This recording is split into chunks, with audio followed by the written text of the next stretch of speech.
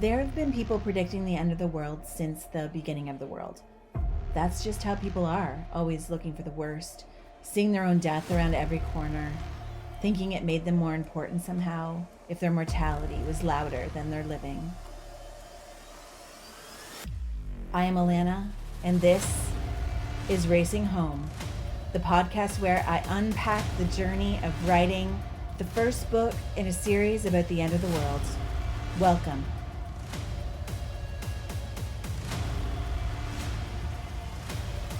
Racing home. So that quote at the beginning was taken right out of my manuscript, and I think I will do that with every episode as long as I can find an appropriate quote or something that actually makes me sound cool. So that was a fun one that I pulled out. It seemed very appropriate for a place to start because the book is about really the end of the world, about this major event that is going to wipe out most of humanity. Book one is going to be the story of the people who are preparing for this big ending and the people who are going to be left behind. Since I launched into business through Chicken House Press full time at the beginning of 2022, what I have found is that I have very little time or energy or space for my own creative projects. And this hurts me on a deep level, but it hasn't gotten to a point where I've made real change to address it. And I'm at the point now where I feel like I need this. I've spent almost 2 years now serving others and their projects, which is amazing and rewarding and wonderful, and I wouldn't change it. But I'm starting to feel neglected and I need to start taking care of myself. And part of that care is giving myself space to tell my story. Now, I started this book, I think in 2021, though I'm unclear of when it started because I feel like I've started and stopped and started and stopped so many times, and I'll get little bursts and then it sits for months and months. And that is no way to write a book. That is not how I'm designed to tell a story.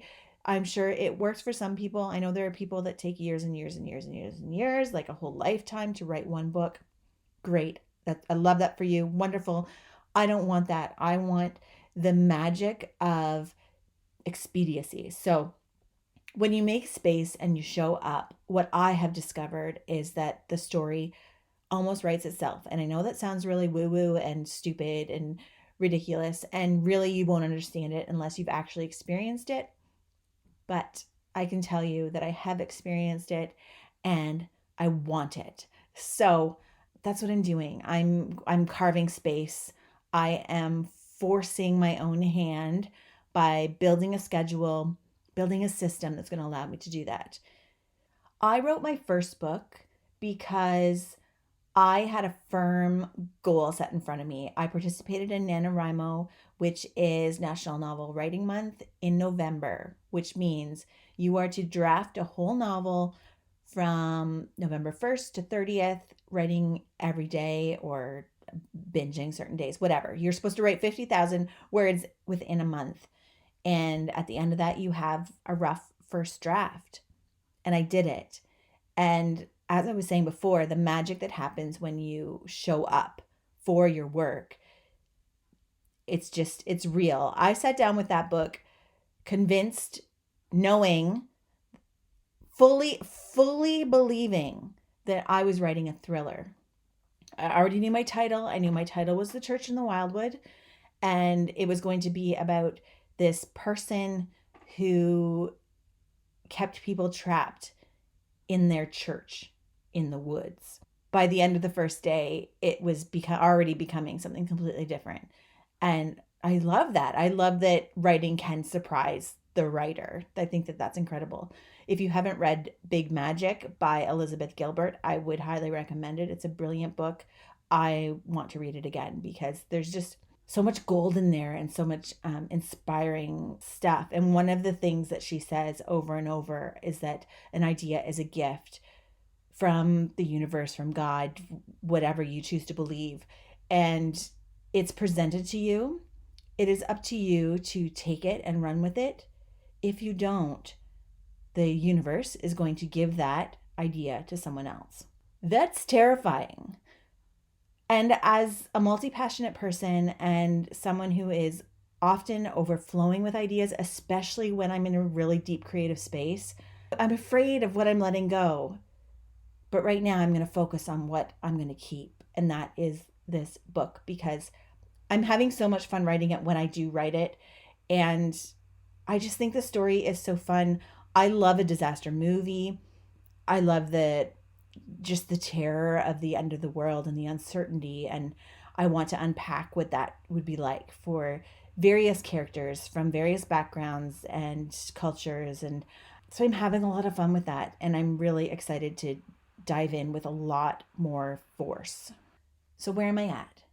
The first book in the series, When the Trees All Burned, is the one that I am pouring into right now. It is the story that is focusing on the big event. So it is all the things leading up to this great moment that is going to change the world. And it's fun to write because there's a lot of interesting emotions that go into a situation like that, right? Of course. I have 52,433 words written so far in my first draft. I have set a loose goal for myself, loose but firm, loose in the matter that we could go over, that's fine, but I'm telling myself that I have to reach 70,000 words by the end of 2023. So that means that if I wrote every day, I only have to write 197 words a day. That is not too overwhelming.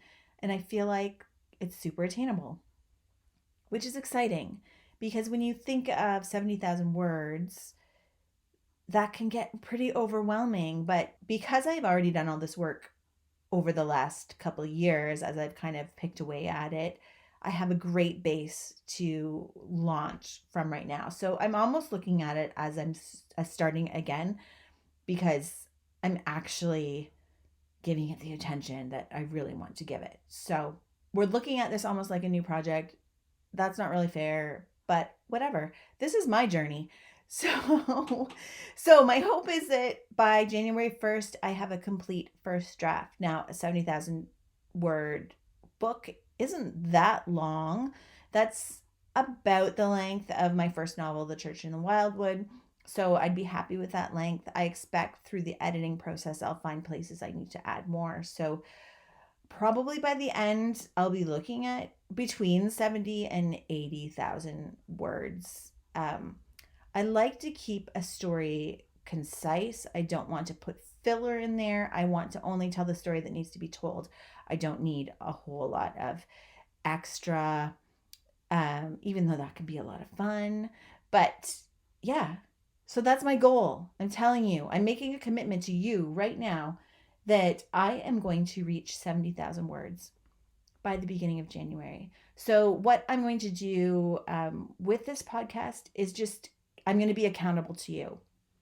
I'm going to give you regular weekly updates of where I'm at with the writing. If I'm actually showing up, I'm going to tell you if I'm not, because that's horrifying and embarrassing. So I want you to be keeping me accountable. And each time I'm going to think of something else to share. So I'll talk about different moments in the book that I want to unpack a little bit for you, talk about some of my process, some of my research, some of the structure, some of my hopes and dreams. I have a really aggressive and fun marketing plan that's forming actually really fully in my mind right now. And I've actually built it already so that it's kind of ready to go. I have a great foundation laid out. And I'm really excited about it because it's actually interactive, and it is my deep, deep hope that you'll get excited about it too. So thanks for being here. I hope that through this journey, you get as excited about the story as I am, so that when the time comes, you will want this book in your hands.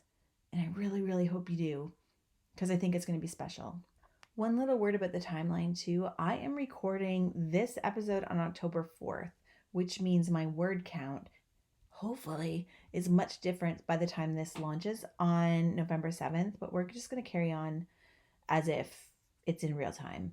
And I hope that you'll just accommodate that with me and understand the need to do work ahead. Now, what changes am I going to make in my daily life to allow time for writing? Here's the thing. I love trash TV. I'm not ashamed of that. And maybe I am a little bit. Shoot. But whatever. I can give some of that up.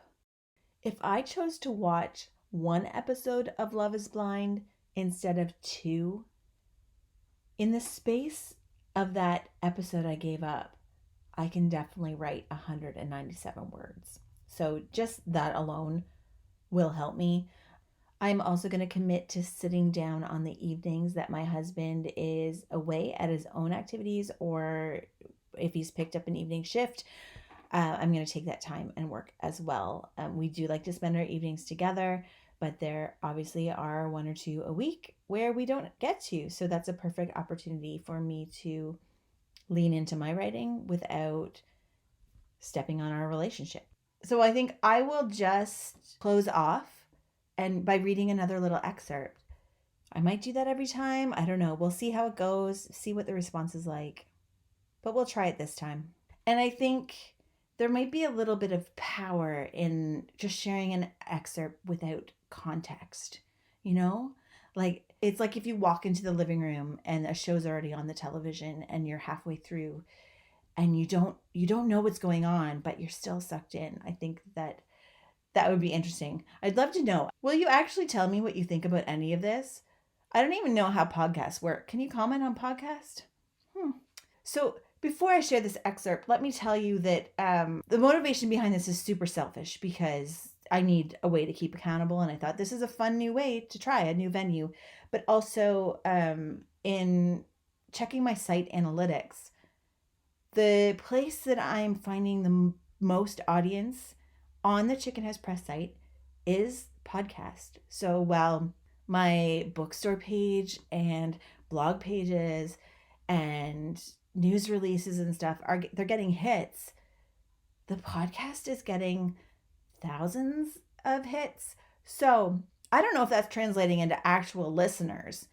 So if you are an actual listener, let me know somehow, because I don't know. I just know that somehow people are stumbling upon this. They might be listening to 1 second. They might be listening to the whole thing. I don't know. And I don't know how to figure it out. But it doesn't matter. What matters is that you are here. You are listening. So thank you. I appreciate you. Let me share this little unedited excerpt from When the Trees All Burned. I remember writing this scene and feeling very pleased with myself that I worked in the phrase days of Elijah. If you were brought up in the evangelical church, you will know, like, early 2000 era, there was a song, Days of Elijah, that got overplayed.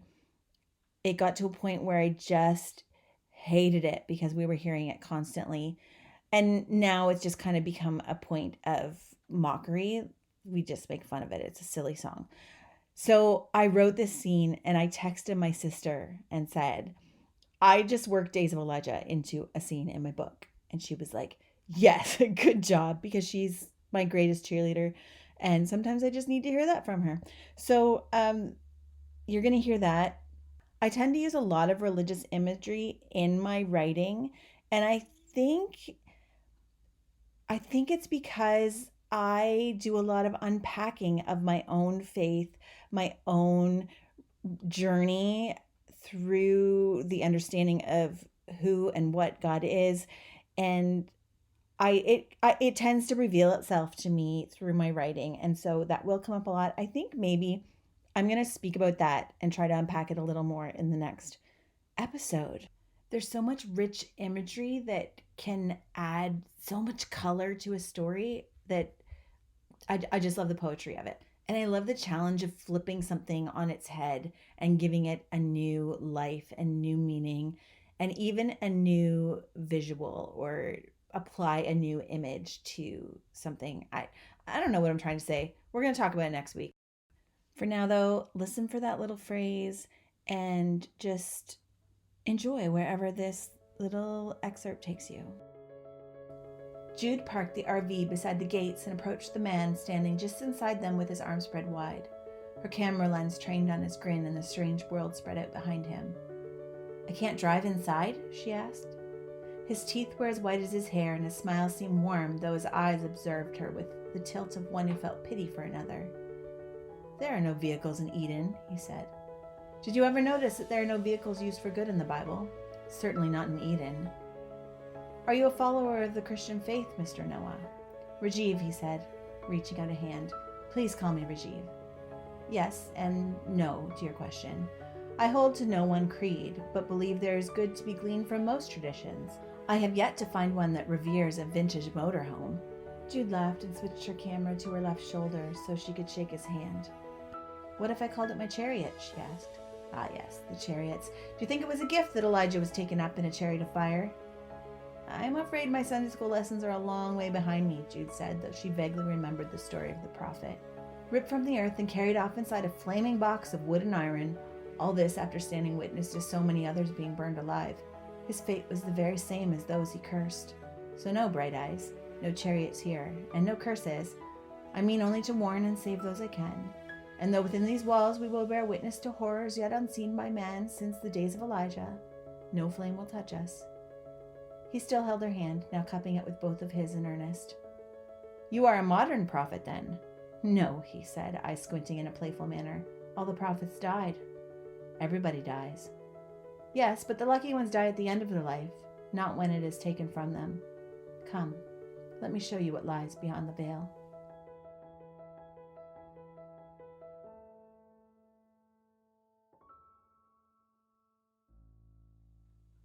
Chin up, Bright Eyes. We'll chat again next week.